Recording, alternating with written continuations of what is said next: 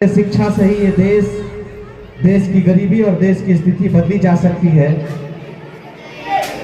आज इस आजाद भारत में अगर हम कुछ कह रहे हैं तो ये सबसे बड़ी देन शिक्षा की है।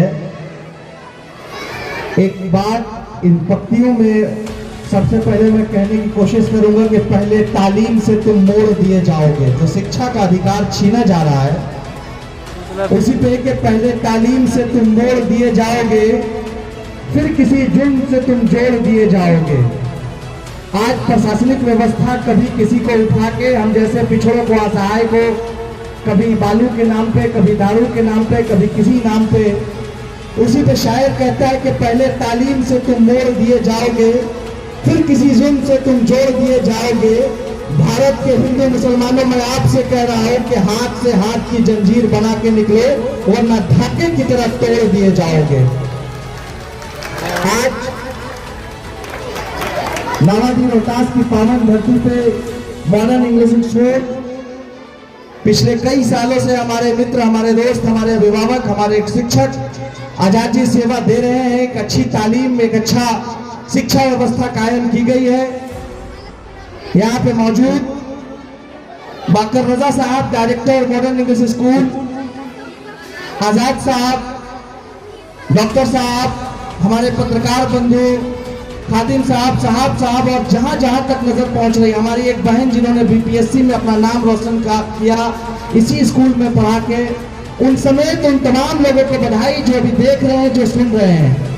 आज इस स्कूल में हम लोग पहुंचे हैं। आज लोग 10 मिनट खर्च करेंगे, कुछ सीखेंगे, कुछ सुनेंगे, कुछ समझेंगे और अहद करेंगे कि जब यहाँ से निकलना है तो कुछ बदलना है। स्कूल का मतलब शिक्षा, और शिक्षा का मतलब आजाद भारत में बाबा भीमराव अंबेडकर।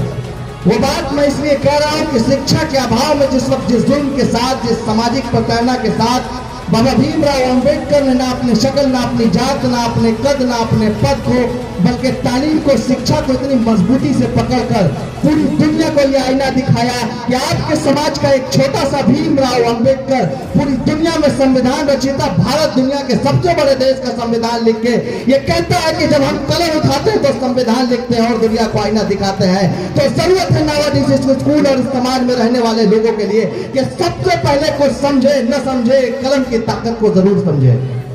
और कलम की ताकत तभी मिल सकती है जब आप अपने अधिकार का मुतालबा करेंगे, जब आप अपने अधिकार का सवाल करेंगे। आमतौर से ऐसा हर साल आएगा, हर बार स्कूल में प्रोग्राम होगा, हम लोग आते हैं, मिठाई खाते हैं, उद्घाटन करते हैं, रिबन काटते हैं और चले जाते हैं।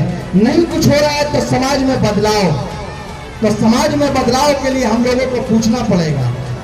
कल जिला अधिकारी महोदय का एक वीडियो देख रहे थे। वो एक बच्चे से कह रहे हैं राजपुर प्रखंड में कि प्राइवेट स्कूल से अच्छा सरकारी स्कूल है, बेटा तुम वहां जाया करो। महोदय, आपको आंकड़ा पता होगा कि आज भी भारत के 70% बच्चे सरकारी विद्यालय ही नहीं जाते हैं, और जब बात कुछ बदलने की आती है तो प्राइवेट स्कूल, प्राइवेट विद्यालय वाले लोग अपना योगदान दे रहे हैं। क्यों नहीं आपका शिक्षक, आपका इतना मैनर होता है कि प्राइवेट स्कूल पे ताला लगवा दे, मगर जो शिक्षक प्राइवेट स्कूल में बैठ के दिन भर वक्त काटता हो, वही शिक्षक सरकारी स्कूल में बैठ के वक्त काटता हो, शाम में ट्यूशन पढ़ा रहा है। सिस्टम में कहीं ना कहीं कोई ना कोई गड़बड़ी तो है, और उस गड़बड़ी का सवाल करेगा कौन? हम और आप मस्त हैं देश में चलने वाली और राज्य में चलने वाली सरकार के जात के नाम पे प्रताड़ना करने वाले पर। जब कोई बच्चा आपके बीच से आवाज उठाएगा तो कुछ लोग कहेंगे कि दलित का लड़का बोल रहा है, अब उसके पीछे हम लोग जाएंगे। कुछ लोग कहेंगे कि जहाँ पे कुशवाहा की आबादी है वहाँ यादव का लड़का बोलेगा। कुछ लोग कहेंगे यादव की सरकार में मुस्लिम का लड़का बोलेगा। कुछ लोग कहेंगे मुस्लिम की सरकार में ब्राह्मण का लड़का बोलेगा। हम ये कहते हैं कि बाबा भीमराव अंबेडकर ने कहा था 133 करोड़ लोगों के लिए, हम भारत के लोग, हम भारत के लोग, हम भारत के लोग। जब बात भारत की होगी हम बोलेंगे, बात एकता की होगी हम बोलेंगे, बात स्वास्थ्य व्यवस्था में घोटाला की होगी हम बोलेंगे, बात शिक्षा में होगी हम बोलेंगे। बोलने के लिए अधिकार आजाद भारत में हमारे बुजुर्गों ने अपने जान के, अपने प्राण की आहुति बोलने के लिए दी थी। हम बोलेंगे, इन अधिकारियों के सीने पे चढ़ के बोलेंगे। हम बोलेंगे, इन जात के नाम पर राजनीति करने वालों के सीने पे चढ़ के बोलेंगे कि नेता किसी जात से आता हो, अधिकारी किसी जात से आता हो, सत्ता में कोई सरकारें हो, जब तक हमारे कलेजे में दम और जुबान मुसलमान में ताकत होगी, दुनिया में किसी की ताकत नहीं कि हमारा अधिकार छीन सके। मुझे अफसोस है इस बात का कि मैं सिस्टम का पार्ट हूं और उसके बावजूद एक प्राइवेट स्कूल में खड़े होकर बोलना पड़ रहा है। हम तो खुद चाहते हैं कि भारत भर का प्राइवेट स्कूल बंद हो, मगर कैसे संभव है जब तक सरकारें अपने प्रतिनिधि रख के प्राइवेट स्कूल चलवाएंगे। अगर ये प्राइवेट स्कूल बंद हो जाए, ये प्राइवेट हॉस्पिटल बंद हो जाए, तो लोग शिक्षा और स्वास्थ्य के अभाव में मर जाएंगे और इसका सीधा जिम्मेदार ये सत्ता में बैठे लोग, ये पदाधिकारी हैं। दिक्कत है हमारी सोच में। एक से एक की ताकत मिला के भारत बनता है और आज ये भारत टूट रहा है। बहुत अफसोस के साथ कि जात के नाम पे, धर्म के नाम पे, क्षेत्र के नाम पे हम लोग बट रहे हैं। ठीक बात है कि छोटे से गांव के छोटे से मंच के छोटे से स्टेज से ये नहीं किया जा सकता है कि पूरे भारत में एकता कायम हो, मगर जिन लोगों तक मेरी बात, मेरी विचारधारा पहुंच रही है, याद रखिएगा कि अगर आप मुसलमान हैं तो अल्लाह के रसूल सल्लल्लाहु अलैहि वसल्लम ने आपको कहा है कि अगर तुम्हारा पड़ोसी हिंदू है, अगर तुम्हारा पड़ोसी तुम्हारे दीन से नहीं है और अगर रात को भूखा सोएगा तो कल कयामत के दिन हम तुम्हारा मुंह नहीं देखेंगे।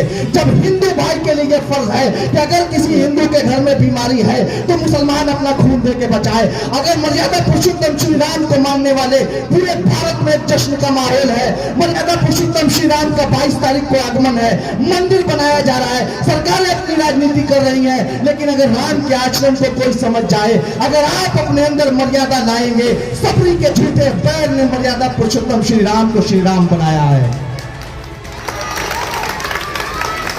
मोहब्बत के नाम पे जय श्री राम कहिए, कलेजे पे चढ़ के कहिए, नफरत के नाम पे कह के आप श्री राम का कद को छोटा कर रहे हैं। जिन जिन तक मेरी बात पहुंच रही है, आप किसी मुसलमान का नाम अगर श्री राम के नाम पे लेते हैं तो आपने श्री राम का कद कम किया है। मर्यादा पुरुषोत्तम श्री राम को छोटा नहीं कीजिए, अल्लाह के रसूल सल्लल्लाहु अलैहि वसल्लम को छोटा नहीं कीजिए। जो मोहब्बत की विचारधारा पूरी दुनिया में इस्लाम को एक तिहाई मिला के रख देती है, आज अभी लोग मसलक के नाम पे, जात के नाम पे, ऊंचा पजामा नीचा पजामा के नाम पे, टीका दाढ़ी टोपी के नाम पे लड़ रहे हैं।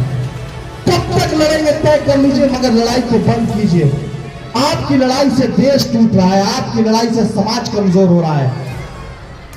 हम लोग रक्षाबंधन के दिन कसम खाते हैं कि जिस कलाई पे हमारी बहन ने धागा बांधा है प्रेम का, डोर का, उसकी हिफाजत साल भर करेंगे। क्या ईमानदारी से इसी समाज में हमारी बहनों की प्रताड़ना नहीं हो रही है? अगर हो रही है तो वो कौन लोग आते हैं? चिन्हित कीजिए समाज से ऐसे बदतरीन लोगों को जो समाज को नुकसान पहुंचा रहे हैं। मैं बार बार कहूंगा, 2000 बार, लाख बार, करोड़ बार, कि जब तक हम और आप जात के नाम पे, धर्म के नाम पे, ऊंच नीच के नाम पे, क्षेत्र के नाम पे, लिबास के नाम पे पर रहेगा। हम रहे या ना रहे, देश रहना चाहिए। एक साथ सब भारत के लोग मिले, हिंदुस्तान। भारत के लाल नहीं लग रहे हैं या खाना खा के सर लोग खाना नहीं खिलाए क्या? अभी हमारा भारत, हमारी एकता, हमारी एकता। पढ़ेंगे ना? अरे पढ़ेंगे ना, आगे बढ़ेंगे ना, इसी स्कूल से IAS IPS पैदा होंगे ना, तो आप मन लगा के पढ़िए, आप न्याय के लिए, हक के लिए लड़िए, और जहां जितना सहयोग चाहिए हमसे कहिए। आपका ये भाई, आपका ये बेटा, आपका ये चचा, आपका ये पापा, रिश्ते में जो लगते होंगे आपके लिए आखिरी जान तक निछावर है। मगर आप बदलिए रोहतास के पिछड़ेपन को, आप बनिए भविष्य। और हम तो इस बिहार से आते हैं जिस बिहार में लोक आस्था का महापर्व छठ कहते हैं। अभी हम लोग नेतृत्व पे, अभी गाने पे बिहार को दिखा रहे थे, तो एग्जाम में एक बात आ रही है कि हम उस बिहार के रहने वाले हैं जिसमें डूबते सूरज को पूजा जाता है। पूरी दुनिया उगते सूरज को सलाम करती है, और पूरी दुनिया में पहले ऐसा राज्य बिहार है जहां डूबते सूरज की पूजा करके ये बताया जाता है कि हम डूबते में भी पूजेंगे, उगते में भी पूजेंगे, लेकिन हमारी पूजा के पीछे तुम्हारा सच्चा होना, तुम्हारा हक होना, तुम्हारा एक होना तय है। समझना है, पढ़ना है, बदलना है, और इस बदलने के संकल्प के साथ हम लोग आपसे विदा लेंगे। बहुत शॉर्ट में बोलेंगे, कभी कोई पॉलिटिकल मंच होगा तो बोला जाएगा, मगर मजबूती से पढ़िए, और जहां जो कठिनाई आ रही है आप हमको याद कीजिए। सर आपसे भी यही कहेंगे कि जब आपको हमारी जहां जो जरूरत पड़ेगी, हर तरह से, हर कीमत पे मेरा जितना सहयोग हो सकता है वो सब साथ है। हम दिल से धन्यवाद करेंगे अपने पत्रकार बंधुओं का और बाकी तमाम मेहमानों का।